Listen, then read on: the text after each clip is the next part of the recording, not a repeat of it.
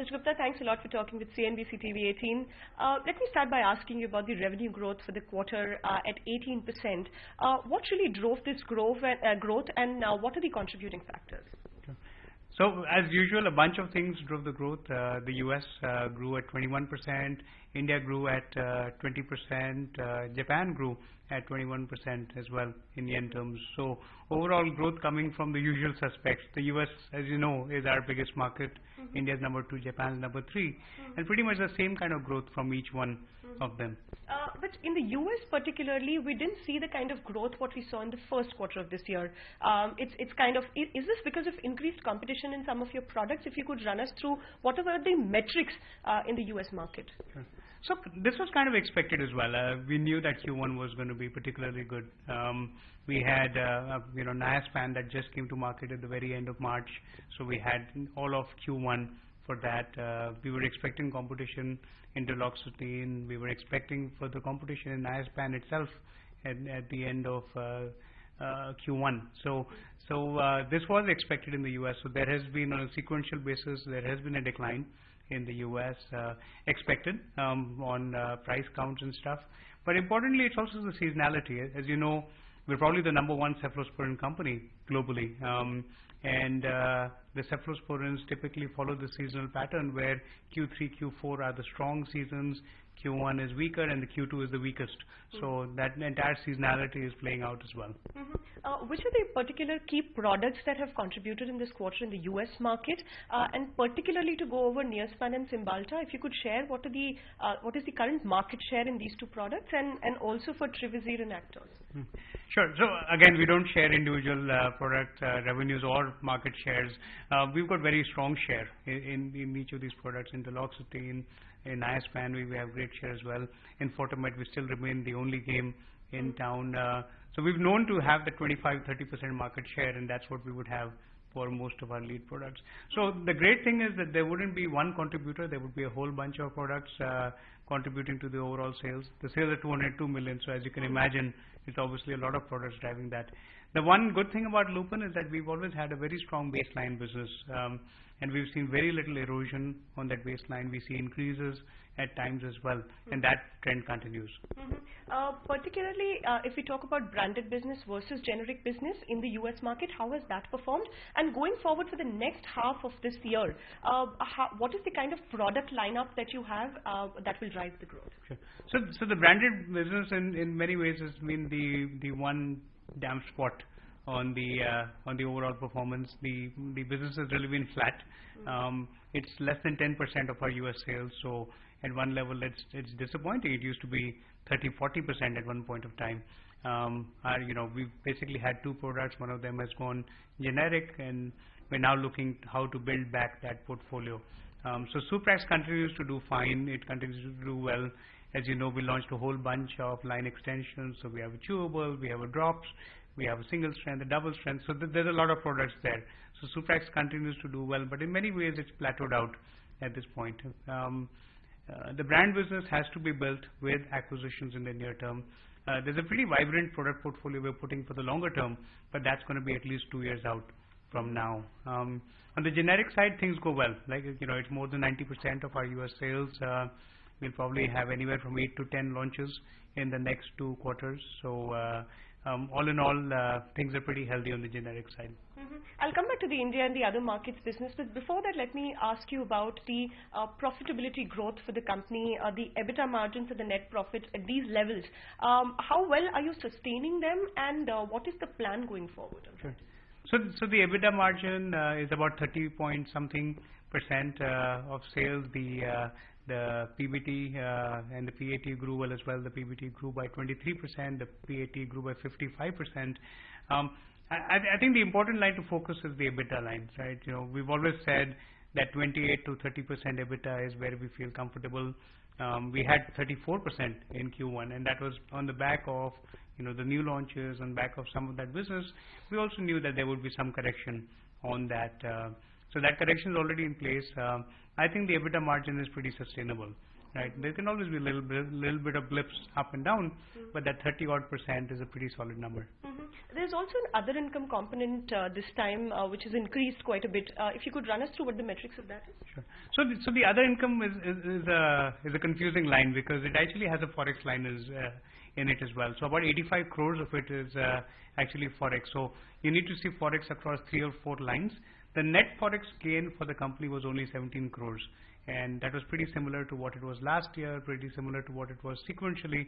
So forex had no role to play in the business performance as such.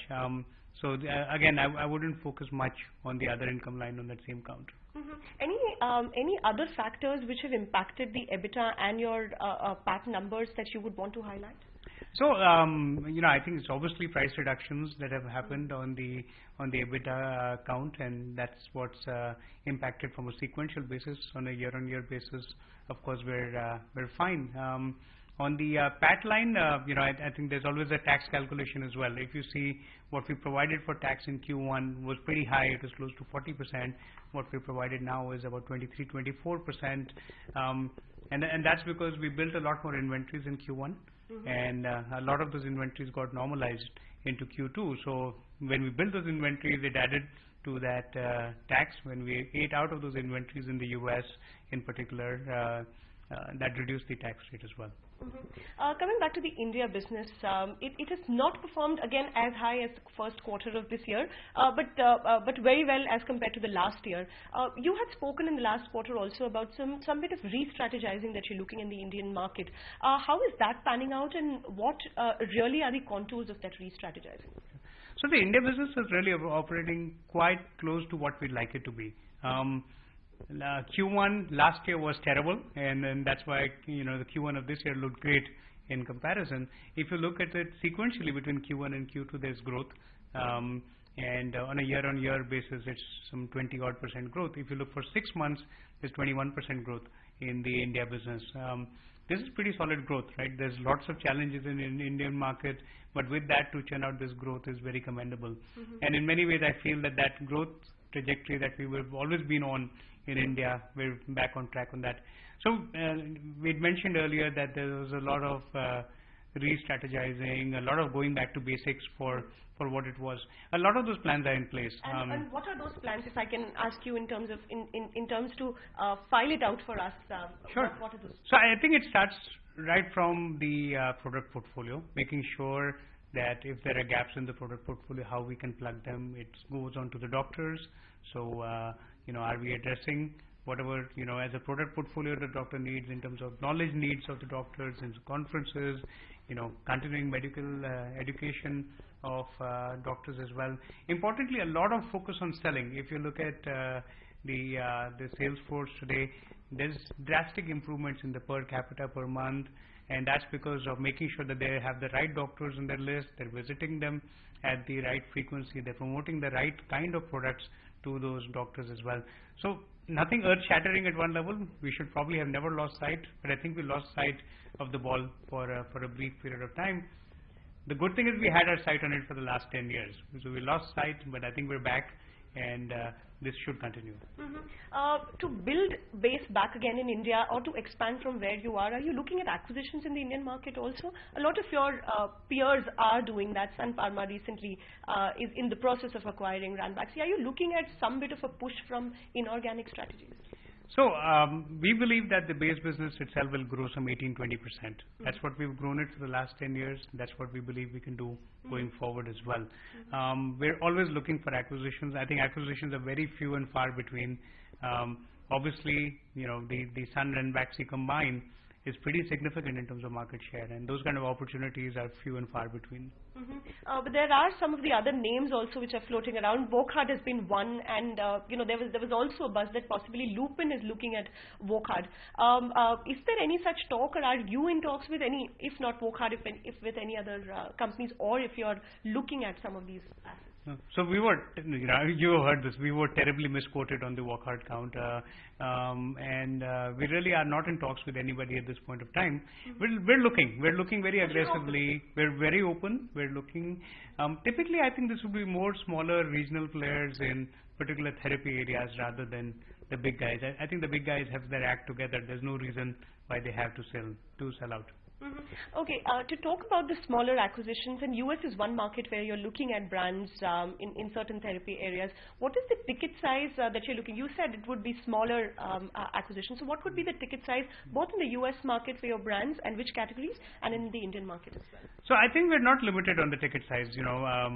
We could go up to, and cumulatively we could go up to $1 billion worth of acquisitions. That could be regions, that could be market, that could be products that we would do as a blend of that as well. Our sweet spot has been the 150 million kind of deals. But I think as we grow, that needle keep moving. There was a point where we used to look at 100, 200 crores, right? That's less than $50 million. Now we're looking 150, $200 million as well, very, very openly, and I think we'd look at much bigger acquisitions also pretty openly. I think it just has to be that right fit. If it's a brand with a portfolio of products to follow, with a technology platform, that's what we want to do, right? If it's something in Mexico, if it's something in Brazil, we want to expand there. If it's in Russia, so I think you have to go region by region. What do you need to pay to make a deal happen, and for the right kind of asset. We want to invest in growth assets. We want to invest in assets which have a strong management team as well. Those are not going to be cheap. From a multiple perspective, no matter where it is, those are not going to be cheap. And you have the pockets to we certainly have. There's no debt on the balance sheet at all. We certainly have the pockets, and we certainly have the appetite to do it. You were also exploring the mature products basket of GSK. What is the status on those bids, and when can we hear something? Did you find something suitable for Lupin there? So from the Lupin perspective, there's really nothing happening on that count. Again, like I told you, brands is the #1 priority for the company. So we look at every asset that would come by, and that's a lot of assets. So, but nothing in GSK. So nothing. Again, if you try to put in that lens of a growth asset, which you can build on, that is a declining product portfolio. So from that perspective, nothing interesting. Okay.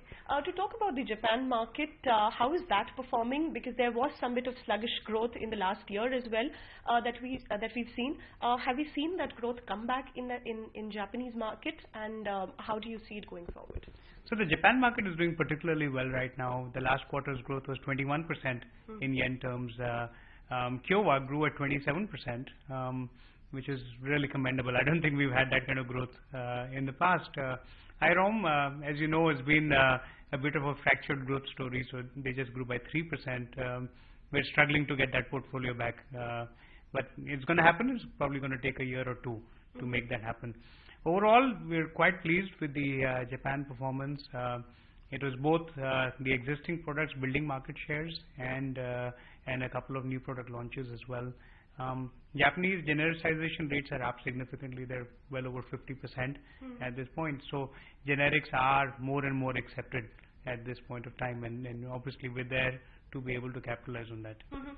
Any guidance for the revenue growth and profitability growth that you would want to put for this year? Because we are halfway through this fiscal. What are your targets? We don't share any guidances, but typically we've talked about that 18-20% growth for the company. As you've seen, we're really on track on that count, and that should continue. All right. Thanks a lot, Mr. Gupta, for speaking with CNBC TV 18. It was a pleasure. Thank you. Thanks.